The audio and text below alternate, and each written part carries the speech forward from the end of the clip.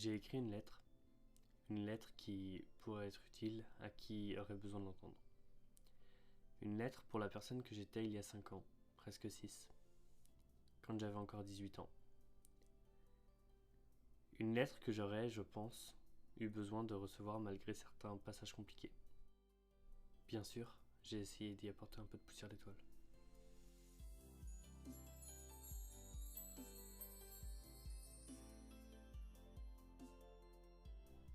Je comprends, c'est effrayant. Tu as eu mal tellement de fois, et si ça recommençait? Le harcèlement, devoir te cacher, tu as eu tellement de mal à t'adapter. Pourtant, tu l'as fait. Tu as suivi le modèle de la société pour rentrer dans le moule, celui que l'on t'avait indiqué. Est-ce que tu l'aimes ce modèle? Est-ce qu'il te convient? Je sais que la réponse est non. Et c'est d'ailleurs pour ça que tu ne vas pas totalement bien. Ta vie est bâtie sur un ensemble de concepts qui ne te ressemblent pas. On peut parler de mensonges. Tu dis aimer les femmes alors que tu préfères les hommes. On t'encourage à te caser, à étudier, à ressembler à tous ces bons soldats qui répondent aux normes de la société. Ceux qui ont dit ce qui était normal. D'ailleurs, ce mot, je sais bien que tu le détestes. Combien de fois tu te répètes « normal » c'est quoi? Beaucoup trop de fois. Tu n'es pas normal et tu le sais. Tu l'as appris et tu l'as compris, même si tu ne le voulais pas. On t'a harcelé, parce que tu étais différent. Tu avais des bons résultats scolaires, tu ne répondais pas aux standards argumentés. Tu avais de l'embonpoint, tu aimais des choses différentes. Mais surtout, tu étais seul. Le troupeau t'avait rejeté et tu es devenu le mouton noir du lycée. Et c'est cette accumulation de rejets qui t'a amené à des troubles de l'alimentation qui persistent. Et malheureusement, ils vont continuer au moins un temps. Mais tu sais aussi que ça n'a pas commencé à ce moment-là. Ça a commencé bien avant. Contre ce mur, sous le préau, alors que toute ta classe était autour de toi, et que certains d'entre eux t'ont giflé. Mais ça, tu essayes encore de l'oublier, parce que ça te brise plus que tout autre événement, et ça t'empêche encore d'avancer dans la vie. Je te comprends.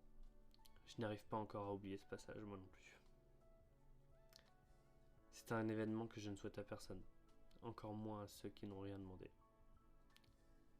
Que les gens savent ou non, ils te disent que tout se passera bien et qu'il faut avancer. Et c'est vrai, d'une certaine manière.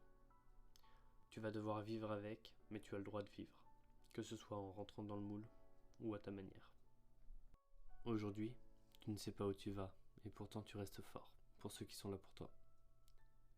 Ce n'est peut-être pas la meilleure des raisons, mais c'est quand même une raison, parce que je sais que tu en as besoin, toi, d'avoir une raison. Tu as encore en travers de la gorge que tu as raté la formation en audiovisuel que tu voulais vraiment. Mais courage, tu remarqueras rapidement que finalement, c'est pour le mieux. Tu t'apprêtes à débuter une formation dans le domaine du multimédia, et ça va t'apporter bien plus que ce que tu crois. Bien sûr, durant cette formation, tu vivras d'autres événements douloureux, mais je préfère que tu te concentres sur le positif. Ceux-ci seront bien plus positifs pour toi, bien plus formateurs aussi. Tu vas réussir à t'épanouir, le temps de quelques instants qui se figeront dans le temps. Tu créeras une collection de vêtements, tu gagneras la seconde place du Startup Weekend, tu mettras en place de beaux projets. Et surtout, tu saisiras les plus belles opportunités de ta vie. Celle de partir vivre à l'étranger. Alors bien sûr, ce ne sera pas toujours rose, mais entre une pandémie mondiale et une relation presque mariée avec la solitude, tu renaîtras de tes cendres pour vivre encore plus intensément, comme tu l'as toujours fait. Je ne peux pas te garantir un futur heureux ou comblé à tous les niveaux, mais certaines choses vont changer à ton avantage. En amour, tu vas finir par t'assumer et la personne avec qui tu partageras ta vie est exceptionnelle.